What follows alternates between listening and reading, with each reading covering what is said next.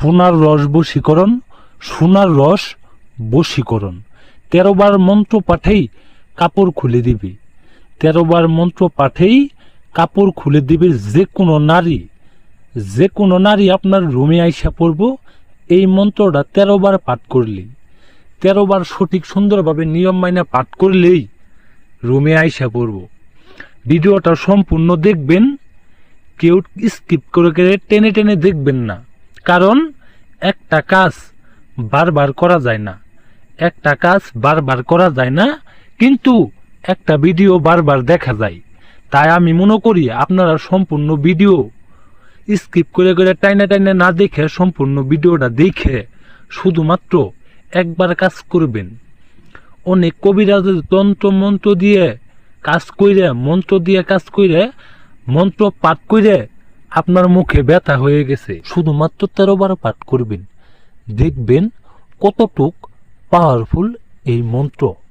আমি বেশি কথা না বলে মন্ত্রটা শোনাই দিই, মন্ত্রের নিয়ম কানুন এবং কি বিধিগুলো আপনাদের শোনাই দিই। এই যে দেখতেই পাচ্ছেন মন্ত্রটা, দিল শিল মিল খিল মন কালির দেহ মিল অমুকি কাম মিল।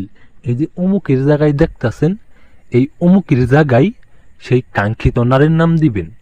সেই কাঙ্ক্ষিত মেয়ের নামটি দিয়ে আপনি শনিবারে এবং কি বুধবারে এই মন্ত্রটা 13 বার পাঠ করবেন।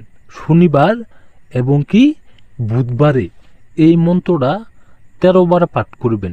13 বার পাঠ করার আগে এই মন্ত্রটা আমি যেমনভাবেই লিখছি ঠিক সেমনভাবেই আপনারা লিখ দেবেন, ঠিক তেমনভাবেই আপনারা লিখবেন। লেখার পরে এই যে অমুকের জায়গায় যে আমি নামটা দিছি, এই অমুক লিখছি, এই অমুকের জায়গায় সেই মেয়ের নামটা আপনারা দিবেন।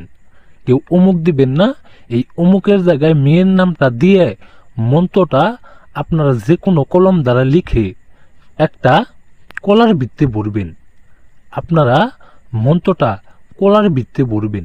কলার ভিত্তে ভরার পরে আপনি ওই মেয়ের, যেই কাঙ্ক্ষিত মেয়েকে আপনি সোনা দিয়ে রস বের করতে চান, আপনার ঘরে আইনে তারা ঠাপাইতে চান, তারা পিছন দিয়ে ঢুকাইতে চান, তার বাড়ির আশেপাশে কোনো পুকুরে ফেলে দিবেন, কোনো পুকুরে ফেলে দিবেন। আপনার কাজটা করতে হবে ঠিক সন্ধ্যার পরে, রাত্রিবেলায়। দিনের বেলা করা যাব না, ঠিক রাত্রিবেলায় করতে হবে, যাতে কেউ না দেখে কলাটি ফেলার সময়। যদি কেউ দেখে তাহলে আপনার কাজ হবে না। অবশ্যই গোপনে কাজটা করতে হবে। গোপনে যখন আপনি এই মন্ত্রটা কলার ভিত্তে বইরে যখন আপনি পুকুরে ফেলে দিবেন, দেখবেন পাগলা কুত্তার মতো 7 মিনিটের মধ্যে ঘরে আইসে আপনারা কাপড় খুলে দিয়ে তার ভিতরের যত জ্বালা আছে, তার ভিতরের যত রস আছে,